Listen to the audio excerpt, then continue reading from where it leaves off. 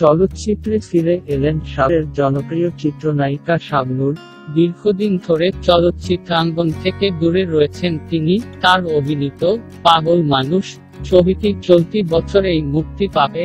সম্প্রতি সেন্সর বোর্ডে ছবিটি জমা পড়েছে। পাগল মানুষ সিনেমাটি 2011 সালের জুন মাসে শুটিং শুরু হয়। এ সিনেমায় শাবনূরের বিপরীতে অভিনয় করেছেন নায়ক শাহেদ। 2012 সালের 29 ডিসেম্বর সিনেমাটির শুটিং চলাকালে হৃদরোগে আক্রান্ত হয়ে মারা যানের পরিচালক এম এ মান্নান। তারপর বন্ধ হয়ে যায় সিনেমাটির শুটিং। এরপর শাবনূর সিনেমা ছেড়ে অস্ট্রেলিয়া পাড়ি জমান।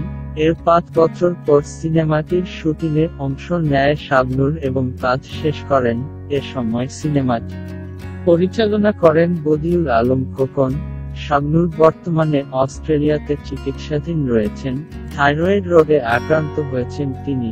আগামী ঈদে তিনি দেশে ফিরবেন বলে জানা গিয়েছে। দেশে ফিরে নির্মাতা মোস্তাফিজুর রহমান মানিকের এত প্রেম এত মায়া শিরোনামের একটি সিনেমায় অভিনয় করার কথা রয়েছে শাবনূরের। এতে তার বিপরীতে অভিনয় করবেন চিত্রনায়ক ফেরদৌস।